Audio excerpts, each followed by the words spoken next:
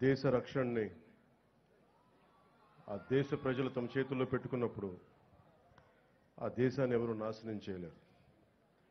అదే దేశ రక్షణని కొద్దిమంది చేతుల్లో పెట్టి తాము చేతులు కట్టుకొని కూర్చుంటే మాత్రం ఆ దేశాన్ని ఎవరు రక్షించలేరని డానియల్ వెబ్స్టర్ చెప్పిన మాటలు ఈ సందర్భంగా మేము తెలియజేసుకున్నాం. భవతి భిక్షాందేహి అంటే శత్రువుకు కూడా అన్నం పెట్టే నేల. పాహిమాం రక్షమాం అంటే ఎదుటివాడి ప్రాణానికి తన ప్రాణాన్ని పణంగా పెట్టే నేల.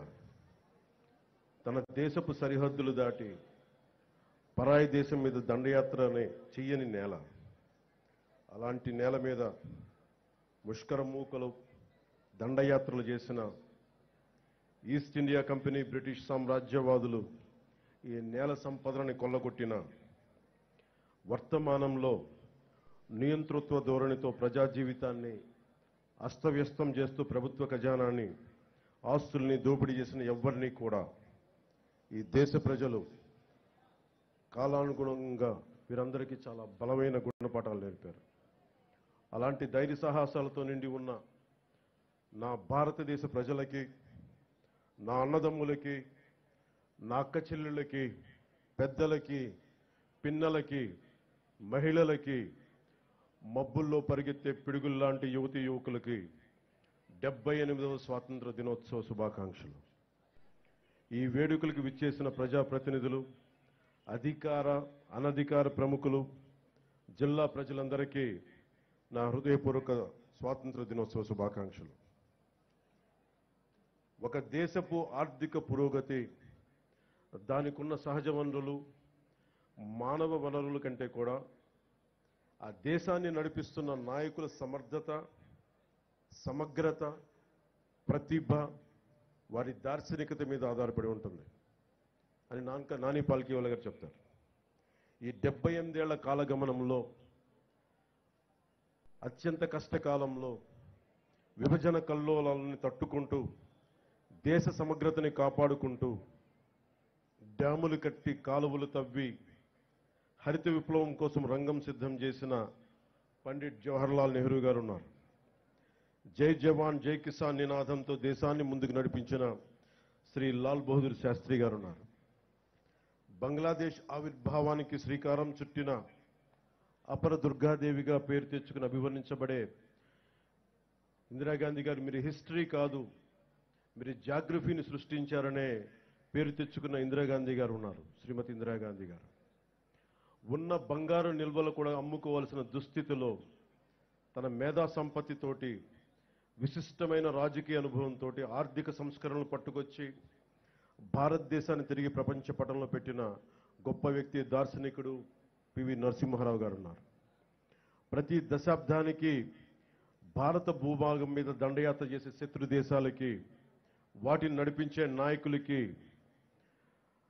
వారి దేశ ఆర్థిక మూలాలు కానీ మొత్తం కదిలిపోయేలా, వారి మూలాలు కదిలిపోయేలా, శత్రు దేశాల మూలాలు కదిలిపోయేలా పోఖ్రాన్లో అణుబాంబుని పేల్చి భారతదేశ స్థాయిని చూపించి ప్రపంచాన్ని నివ్వెరపోయేలా చేసిన సింహరాజం శ్రీ అటల్ బిహారీ వాజ్పేయి గారు ఉన్నారు. ఆ తర్వాత కాలంలో కశ్మీర్ నుండి కోయంబత్తూర్ వరకు ఉగ్రవాదుల పేలుళ్ళు, గోకుల్ చాట్ పేలుళ్ళు, పార్లమెంట్ మీద దాడులు, ముంబై మహానగరాన్ని పట్టుమని 10 మంది ఉగ్రవాదులు దాడి చేస్తే తిరిగి అంతా దేశం అల్లకల్లోలం అయిపోయిన సమయంలో, అసలు ఈ దేశం పోఖ్రాన్ అణుబాంబు పేల్చినా కూడా ఈ దౌర్భాగ్యమైన పరిస్థితి ఏంటి అని అనుకున్న సమయంలో, పాత తరం నాయకుల్లా కాదు, మా దేశం మీద దాడి చేస్తే, మా వ్యవస్థల మీద దాడి చేస్తే మీ దేశంలోకి దూరి మరీ కొడతామని చెప్పి 3వసారి ప్రధానమంత్రిగా ప్రమాణ స్వీకారం చేసిన శ్రీ నరేంద్ర మోదీ గారు ఉన్నారు.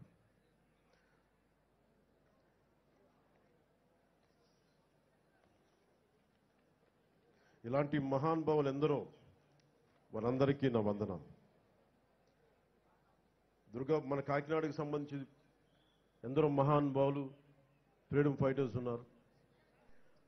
దుర్గాబాయి దేశ్ముఖ్, బులుసు సాంబమూర్తి గారు, అలాగే 53 రోజులు మనకి ఉపవాసం చేసి బలిదానమై రాష్ట్రాన్ని ఇచ్చిన పొట్టి శ్రీరాములు గారు ఉన్నారు. పేరు లేని ఊరు లేని ఎందరో ఫ్రీడమ్ ఫైటర్స్, స్వాతంత్ర సమరయోధులు వారి త్యాగాల్ని ఇది గుర్తు చేసుకునే సమయం.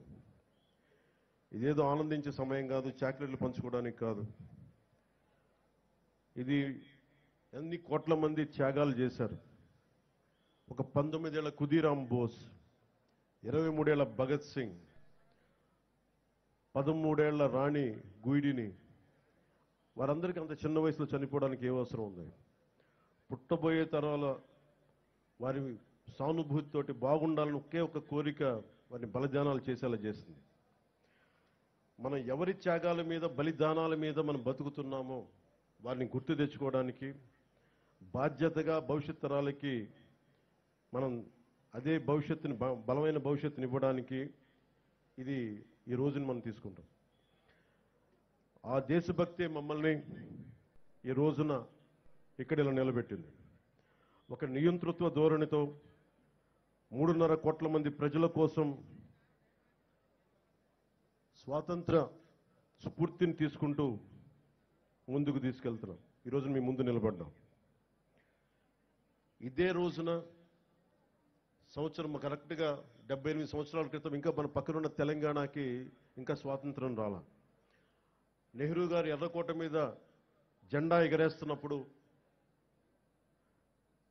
పక్కనున్న పంజాబ్లో వేలాది మంది ఆడపడుచుల మానాలకి అవమానం జరిగింది. మన పక్కనున్న తెలంగాణలో రజాకారులు అర్ధనగ్నంగా ఆడపడుచుల్ని బతుకమ్మాడించిన పరిస్థితులు. అలాంటి పరిస్థితులను తట్టుకొని పాకిస్తాన్, తూర్పు పాకిస్తాన్గా 2 విడిపోయి ఇప్పుడు ప్రస్తుత బంగ్లాదేశ్ విడిపోతూ ఎన్ని లక్షలాది మిలియన్స్ ఆఫ్ పీపుల్ రోడ్ల మీద పడిపోయి ఉన్న ఊరిని, సొంత ఊరిని, ఇళ్లని వదిలేసి కాందీసుకులుగా ఏర్పడ్డారు. వారి బలిదానాల మీద ఈ దేశం నిర్మించబడింది. వారి బలిదానాలను గుర్తు తెచ్చుకునే రోజు ఇది. మనందరం ఆనందించే రోజు కంటే కూడా ఎంత బాధ్యత ఉండాలని గుర్తుకు పెట్టే రోజు. అలాంటి బాధ్యతే ఈ రోజున మిమ్మల్ని ఈ వేదిక ముందు నిలబెట్టింది. 1923 కాకినాడలో జరిగిన భారతీయ జాతీయ కాంగ్రెస్ మహాసభలు జిల్లా వేదికగా జరిగిన ఒక అపురూప ఘట్టం. గాంధీజీ గారి పిలుపు మేరకు జిల్లా ప్రజలు చొల్లంగి, ఉప్పాడ తీరంలో నిర్వహించిన ఉప్పు సత్యాగ్రహం బ్రిటిష్ పాలకులను గడగడలాడించింది. విప్లవ జ్యోతి మన్యం వీరుడు అల్లూరి సీతారామరాజు కాకినాడలో చదువుతున్న రోజుల్లోనే దేశ దాస్య విముక్తి కోసం పోరాట కాంక్ష ఆయనలో రగులుకుంది. ఆంధ్ర భగత్ సింగ్ ఖ్యాతి గడించిన ప్రతివాద వెంకటాచారి కాకినాడలో నిర్వహించిన విప్లవ ఉద్యమం తెల్లవాళ్ల వెన్నులో వెనుక పుట్టించింది. అందుకే ఆయన ప్రతివాద భయంకరాచారి అంటారు. దుర్గాబాయి దేశ్ముఖ్, బులుసు సాంబమూర్తి వంటి ఎందరో జిల్లా ప్రముఖులు స్వాతంత్రోద్యమంలో ప్రజల ముందుకు నడిపించారు. వారి ఆశయాల బాటలో కుల, మత, భాష, ప్రాంతాలకు అతీతంగా దేశ సమగ్రతకు, సంక్షేమం, సామాజిక న్యాయం మౌలిక లక్ష్యాలుగా సుపరిపాలనను ఈ రాష్ట్ర ప్రభుత్వం ప్రజలకు అందిస్తుంది. సూపర్ 6 ప్రాధాన్యతల అమలుతో రాష్ట్ర పునర్నిర్మాణానికి షణ్ముఖ వ్యూహంతో ముందుకు వెళ్తోంది. ఈ 78వ స్వాతంత్ర దినోత్సవ శుభవేళ మన జిల్లాలో అమలవుతున్న అభివృద్ధి సంక్షేమ కార్యక్రమాలను మీకు ఒక సంక్షిప్తంగా వివరిస్తాను. దేశంలోనే ఆదర్శనీయ రైతులు, వృద్ధులు, దివ్యాంగులు, వితంతువులు తదితర ఏ ఆసరా ఆలంబన లేని 28 కేటగిరీల ప్రజలకు రాష్ట్ర ప్రభుత్వం అండగా నిలుస్తూ వారికి సామాజిక పెన్షన్లు గణనీయంగా పెంచింది. జిల్లాలో 17 కేటగిరీలకు చెందిన 2,77,594 మంది లబ్ధిదారులకు 117 కోట్ల మొత్తం పెన్షన్లు అందిస్తుంది. నిత్యాన్నదానంతో అన్నార్తుల ఆకలి తీర్చి పేదల మదిలో ఆరాధ్యమూర్తిగా నిలిచిన అపర అన్నపూర్ణ డొక్కా సీతమ్మ గారు ఆమె మహోన్నత జీవితం ఆశయాలకు నివాళిగా ఎన్డీఏ రాష్ట్ర ప్రభుత్వం పాఠశాలల్లో మధ్యాహ్న భోజన పథకాన్ని డొక్కా సీతమ్మ గారి పేరిట అమలు చేస్తుంది. జిల్లాలో 1258 పాఠశాలల్లో 1,22,591 మంది విద్యార్థులకు, చిన్నారులకు డొక్కా సీతమ్మ మధ్యాహ్న బడి భోజన పథకం ద్వారా పౌష్టికాహారం అందిస్తున్నారు. ₹2కే కిలో బియ్యం పథకం లాంటి ఎన్నో పేదరిక నిర్మూలన కోసం పథకాలకు నాంది పలికిన స్వర్గీయ నందమూరి తారక రామారావు గారు పేదల కోసం ఆయన స్ఫూర్తి ఆశయాలు కొనసాగింపుగా రాష్ట్ర వ్యాప్తంగా పట్టణాల్లో పేదలకు ₹5 భోజనం అందించే అన్నా క్యాంటీన్లని ఈ రోజు నుంచి పునఃప్రారంభిస్తున్నాం. మన జిల్లాలో మొత్తం 11 అన్నా క్యాంటీన్లు పేదలకు అందుబాటులో వస్తున్నాయి. ప్రజలకు పారదర్శక రీతిలో ఇసుక లభ్యత కోసం నూతన ఉచిత ఇసుక విధానాన్ని రాష్ట్ర ప్రభుత్వం గత జూలై 8వ తారీఖు నుండి అమల్లో తీసుకొచ్చింది.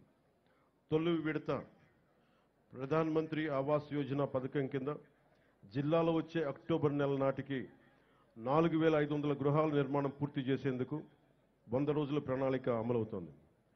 ప్రధాన్ మంత్రి ఆవాస్ యోజన 2.0 ద్వారా 2025 నుండి కేంద్ర ప్రభుత్వం అందించే 2.5 లక్షలు మొత్తానికి తన వంతుగా మరో 50 లక్షలు ₹1,50,000 జోడించి ₹4 లక్షల యూనిట్ విలువతో పేదలకు గృహాలు నిర్మించాలని రాష్ట్ర ప్రభుత్వం నిర్ణయం తీసుకుంది. అలాగే పేదలకు గ్రామీణ ప్రాంతాల్లో 3 సెంట్లు, పట్టణ ప్రాంతాల్లో 2 సెంట్లు నివాసన స్థలాలు మంజూరుకు నిర్ణయించింది తెలియజేసేందుకు చాలా సంతోషిస్తున్నాం. 2014-2019 వరకు జిల్లాలో ఇళ్లు నిర్మించుకున్న లబ్ధిదారులకు పెండింగ్ ఉన్న బిల్లులకు సుమారు ₹49 కోట్ల బకాయిలను చెల్లించేందుకు ప్రభుత్వం విధి విధానాలను రూపొందిస్తుంది. జిల్లాలో టిడ్కో ద్వారా 529 కోట్ల నిధులతోటి 7,228 ఇళ్లను 5 ఏళ్ల క్రితమే నిర్మించగా 3,582 ఇళ్లను లబ్ధిదారులకు అందజేయడం జరిగింది. మిగిలిన ఇళ్ల రిజిస్ట్రేషన్, మోర్గేజ్ పూర్తి చేసి త్వరలోనే డ్రైన్లు, తాగునీటి సరఫరా తదితర అన్ని మౌలిక వసతులతోటి లబ్ధిదారులకు అప్పగిస్తాం. కాకినాడ పర్లోపేట సైట్ బిలో మరో 904 ఇళ్లని ఇచ్చే డిసెంబర్ నాటికి నిర్మించి లబ్ధిదారులకు అందజేస్తాం. నిత్యావసర సరుకుల ధరల పెరుగుదల భారం తగ్గించేందుకు జిల్లా వ్యాప్తంగా 37 ప్రత్యేక కౌంటర్లు ఏర్పాటు చేసి ప్రజలకు నాణ్యమైన బియ్యం, కందిపప్పును తక్కువ ధరలో అందుబాటులో ఉంచాం. జిల్లాలో ఈ ఖరీఫ్ సీజన్ పంటల సాగుకు 4,251 కోట్ల మొత్తాన్ని పంట రుణాలకు గాను, 2,425 కోట్ల మొత్తాన్ని టర్మ్ లోన్లు గాను రైతులకు అందించేందుకు నిర్దేశించుకున్న లక్ష్యానికి గాను ఇప్పటి వరకు 3,961 కోట్ల రూపాయల మేరకు రుణాలు కల్పించింది. కౌలు రైతులకు 59 కోట్ల మొత్తాన్ని రుణాలుగా అందించాం. ఇటీవల కురిసిన భారీ వర్షాల కారణంగా నష్టపోయిన రైతులకు 80% రైతుపై 100 క్వింటాళ్ల విత్తనాలు సరఫరా చేస్తున్నాం. పీఎం కిసాన్ పథకం ద్వారా సంవత్సరం తొలి విడతగా జిల్లాలో 1,25,850 మంది రైతు కుటుంబాలకు ఖాతాలకు 25 కోట్ల 17 లక్షల పెట్టుబడి సహాయాన్ని గత జూన్ నెలలో అమలు చేస్తా ఉన్నాం. పంచాయతీరాజ్ వ్యవస్థను బలోపేతం చేసేందుకు రాష్ట్ర ప్రభుత్వం 3 కీలక నిర్ణయాలు తీసుకుంది. వీటిలో మొదటిది గ్రామ పంచాయతీలకు ఆర్థిక పరిపుష్టి, సర్పంచ్ వ్యవస్థకు గౌరవం పునర్ప్రతిష్ఠించడం, నిధులు కొరత ఉన్న కొద్ది నిధులను గత ప్రభుత్వం ఇతర అవసరాలకు మళ్లించడం కారణంగా గ్రామ పంచాయతీలకు ప్రజలకు కనీస సౌకర్యాలు కల్పించలేని దినస్థితికి చేరాయి. ఆ పరిస్థితిని చక్కదిద్దే దిశగా తొలి అడుగు నేటి నుండే ప్రారంభించాం. జాతి సగర్వంగా చెప్పుకునే స్వాతంత్ర గణతంత్ర దినోత్సవాలను నిర్వహించేందుకు గత 34 ఏళ్లుగా చిన్న పంచాయతీలు కేవలం ₹100, పెద్ద పంచాయతీలకు ₹200 మాత్రమే ఇవ్వడం జరుగుతోంది. నేటి నుండి ఇకపై ఆ వేడుకలకి గ్రామాల్లో సర్పంచ్ల ఆధ్వర్యంలో సగర్వంగా దేశభక్తి వెల్లివిరిసే వాతావరణంలో ఘనంగా నిర్వహించేందుకు మైనర్ పంచాయతీలకు ₹10,000, మేజర్ పంచాయతీలకు ₹25,000 నిధులు సమకూరుస్తున్నాం. రెండవది జాతీయ ఉపాధి హామీ పథకం ద్వారా గ్రామీణ పేదలకు నిలకడైన ఉపాధి ఆదాయాలను కల్పిస్తూ గ్రామాల ప్రగతికి దోహదం చేసే సుస్థిర సామాజిక ఆస్తుల అభివృద్ధికి కార్యాచరణ చేపట్టడం. అందులో భాగంగా జాతీయ ఉపాధి హామీ పథకం నిధులతో తమ పంచాయతీల్లో చేపట్టవలసిన ప్రయోజనకరమైన పనులపై సర్పంచులు, స్థానిక ప్రజాప్రతినిధులు, ప్రజలు సమాలోచన చేసి తీర్మానాలు చేయాలని సూచించి రాష్ట్రంలో 13,326 గ్రామ పంచాయతీలన్నింటిలోనూ ఒకే రోజున గ్రామ సభలు నిర్వహిస్తున్నాం. మూడవ కీలక నిర్ణయం, రాష్ట్రంలో ప్రతి ఇంటికి కుళాయి ఏర్పాటు, ప్రతి వ్యక్తికి సురక్షితమైన తాగునీరు అందించడం ప్రభుత్వాలు పౌరులు కల్పించాల్సిన కనీస మానవ హక్కు. దేశంలో ఈ లక్ష్య సాధనకు గౌరవనీయ ప్రధానమంత్రి శ్రీ నరేంద్ర మోదీ గారి నేతృత్వంలో కేంద్ర ప్రభుత్వం బృహత్తర స్థాయిలో జల్ జీవన్ మిషన్ కార్యక్రమాన్ని 2019 ఆగస్టు 15 నుండి అమలు చేస్తూ ఉంది. దురదృష్టవశాత్తు గడిచిన 5 ఏళ్లలో మన రాష్ట్రంలో ఈ పథకాన్ని సద్వినియోగం చేసుకోలేదు. 5 ఏళ్లలో 27,000 కోట్ల నిధులు ఖర్చు చేయవలసి ఉండగా కేవలం 4,000 కోట్లు మాత్రమే ఖర్చు చేయడం జరిగింది. ఖర్చు చేసిన 4,000 కోట్లతో కూడా కేవలం సొమ్ము చేసుకునే పైప్ లైన్లు పనులే చేసి తాగునీరు అందించేందుకు అత్యవసరమైన వాటర్ సోర్స్ వనరుల అభివృద్ధి పనులు మాత్రం పూర్తిగా విస్మరించడం జరిగింది. ఫలితంగా జల జీవన్ మిషన్ యొక్క లక్ష్యం రాష్ట్రంలో సాకారం కాలేదు. ప్రతి ఆవాసంలో తాగునీటి సరఫరా పరిస్థితిని సమీక్షించేందుకు 12 అంశాలపై రాష్ట్రంలో పల్స్ సర్వే చేపట్టాం. పల్స్ సర్వేలో సేకరించిన సమాచారం ఆధారంగా రాష్ట్రంలోని ప్రతి ఇంటికి తాగునీటి కుళాయి ఏర్పాటుకు పటిష్టమైన సత్వర కార్యాచరణకు రూపకల్పన చేయబోతుంది. అలాగే ఉపాధి అవకాశాలు, ఉద్యోగాల కోసం వేచి చూసి కాలం ముందుకెళ్ళిపోతుంది కానీ నేను కళల మటుకు వెనకబడిపోతున్నాయన్న యువత కోసం ఒక 20 లక్షల ఉద్యోగాలు తీసుకురావాలి. టూరిజం సెక్టార్లో, వైద్యం, హెల్త్ సెక్టార్లో, పరిశ్రమల్లో, అలాగే యువతని ఎంటర్ప్రెన్యూర్స్గా తయారు చేసే కార్యక్రమం, దానికి ముందు స్కిల్ డెవలప్మెంట్ జరగాలి. పెట్టుబడులు వచ్చేలాగా పొలిటికల్ స్టెబిలిటీతో ఈ రాష్ట్ర పెట్టుబడిదారులందరికీ ఎవరైతే పెట్టుబడి వస్తారో పారిశ్రామికవేత్తలకి వారికి భరోసా ఇవ్వడం పొలిటికల్ స్టెబిలిటీతో. అలాగే 974 కిలోమీటర్లు, దాదాపు మిగతా అన్ని కలుపుకుంటే 1047 కిలోమీటర్ల తీర ప్రాంతం ఉంది. ఈ తీర ప్రాంతంలో యువతకి ఈ నీలి విప్లవం ద్వారా మత్స్య సంపద మీద, వాటికి సంబంధిత వ్యాపారాల మీద ఒక బలమైన ప్రణాళికతో ముందుకు రాబోతున్నాం. సామాజిక వెనుకబాటుతనాన్ని గుర్తించి అన్ని సామాజిక వర్గాల్లో కూడా డబ్బు వచ్చేలాగా, డబ్బు అంటే కేవలం కొద్ది మందిగా ఉండిపోవడమే కాదు, క్రీమీ లేయర్ కాకుండా అందరికీ డబ్బు రావాలి. ఆ విధంగా ప్రత్యేక దృష్టి పెడుతున్నాం. అలాగే టూరిజం సంబంధించి కోస్టల్ టూరిజం ఉంది, టెంపుల్ టూరిజం ఉంది, ఎకో టూరిజం ఉంది. వీటన్నిటిలో కూడా యువతకి ప్రాతినిధ్యం లభించేలాగా చర్యలు తీసుకుంటున్నాం. అలాగే ఒక 1,00,000 మంది యువ రైతులను తయారు చేయాలి, సేంద్రియ రైతులుగా అనేది ఈ ప్రభుత్వం యొక్క లక్ష్యం.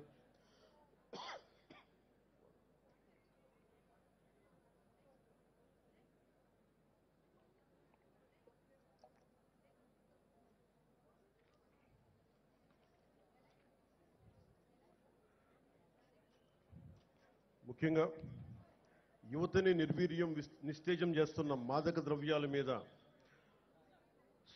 మాదక ద్రవ్యాల సాగు, గంజాయి సాగు, రవాణా విక్రయాలను సమూలంగా నిర్మూలించేందుకు డ్రగ్ ఫ్రీ భారత్ లక్ష్యంగా జిల్లాల గత జూన్ నుండి నషాముక్త భారత్ అభియాన్ కార్యక్రమం ద్వారా వివిధ ప్రభుత్వ శాఖలు, స్వచ్ఛంద సంస్థల సమన్వయంతో 100 రోజులు ఒక ఉద్యమాన్ని నిర్వహిస్తున్నాం. జిల్లాలో శాంతి భద్రతను పరిరక్షిస్తున్న పోలీస్ సూపరింటెండెంట్, వారి సిబ్బందికి, పేదరిక నిర్మూలన సహకరిస్తున్న బ్యాంకుల అధికారులకి సందర్భంగా ప్రత్యేకమైన అభినందనలు తెలియజేస్తున్నాం.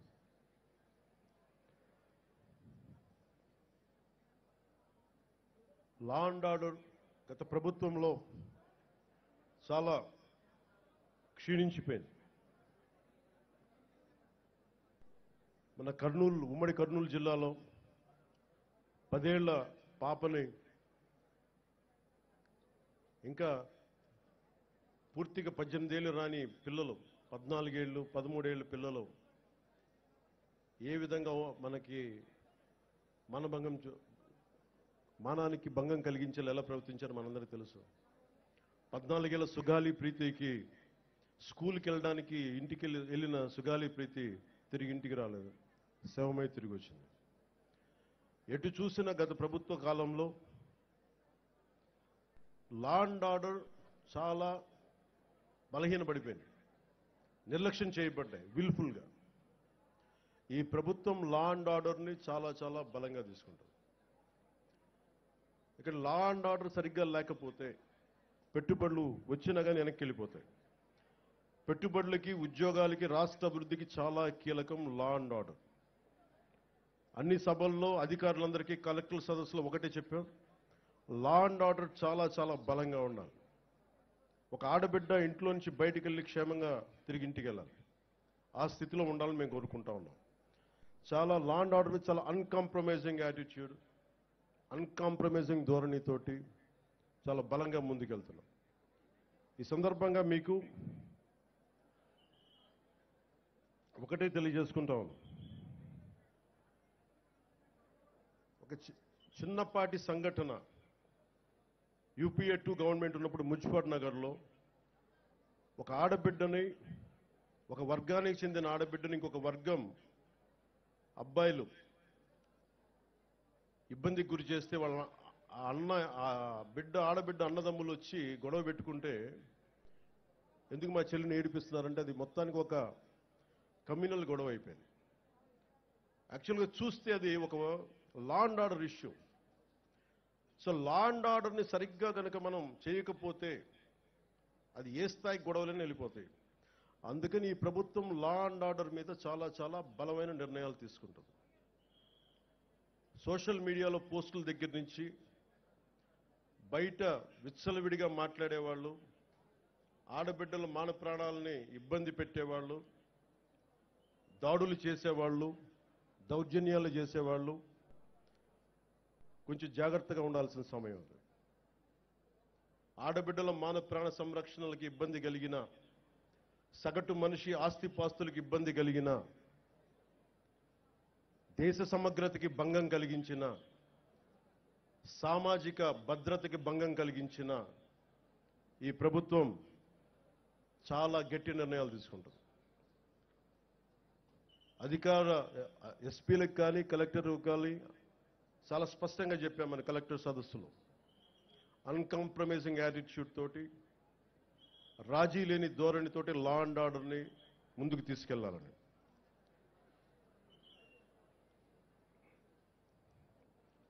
ఈరోజు రాష్ట్రం లోతుకెళ్ళి చూస్తే, గతంలో కూడా తెలుసు, లోతుకెళ్ళి చూస్తే ఏ స్థాయిలో ఆర్థిక వ్యవస్థ ఉందంటే చిన్న భిన్నం అయిపోయింది. వేలాది కోట్లు, 4,000 కోట్లతోటి పంచాయతీరాజ్ మేము జల్ జీవన్ మిషన్కి నిర్మించామని చెప్తే పైపులు వేశారు, కానీ ఆ పైపులకి సంబంధించిన వాటర్ సోర్స్ ఇవ్వలేదు. అందుకే దాని మీద పల్స్ సర్వే జరిపిస్తా ఉన్నాం. లా అండ్ ఆర్డర్తో పాటు ప్రజా సంపదని దుర్వినియోగం చేసిన ఎవరిని కూడా వదిలిపెట్టకుండా వారికి చట్టాల పరిధిలోకి తీసుకొస్తాం. ఉదాహరణకి మనకి ఏడీబీ రోడ్ అంటాం, 50 కిలోమీటర్లు కాకినాడ టు రాజమండ్రి. దానికి కావాల్సింది 390 కోట్లు. కొన్ని లక్షలాది మంది ఎప్పుడు తిరిగే రోడ్డు. అలాంటి రోడ్ని దృష్టి వదిలేసి, అలాంటి ఇన్ఫ్రాస్ట్రక్చర్ ఫెసిలిటీస్ వదిలేసి గత ప్రభుత్వం 640 కోట్ల పైచిలుకుతోటి అక్కడ ఋషికొండలో ప్యాలెస్ నిర్మించుకున్నారు. ఎక్కడ ఈ డబ్బు వెళ్ళిపోతుందో మీకు అర్థమవుతా ఉంది కదా. ఇవన్నీ ఆగాలి. ఇవన్నీ ఆగటానికి మీరందరం కృషి చేశారు. ఈరోజు మా మీద బాధ్యత పెట్టారు. వెంటనే ఈ ఏడీబీ రోడ్డు కూడా చాలా అత్యంత తొందరలో పూర్తి చేయాలి అని నిర్ణయం తీసుకున్నాం. కేబినెట్కి తెలియజేశాం.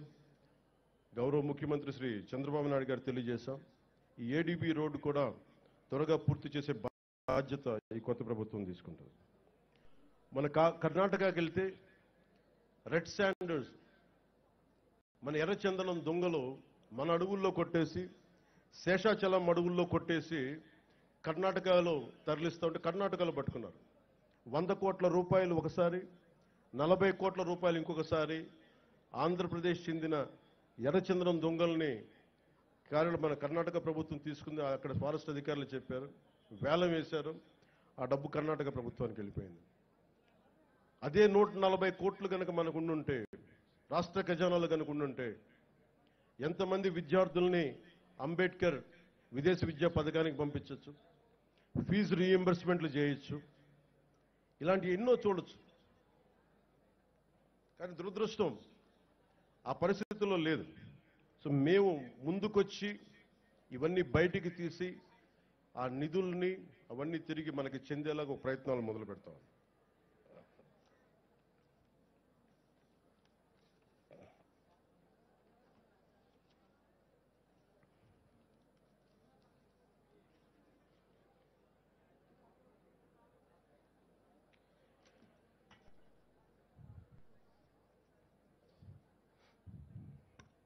మా మీద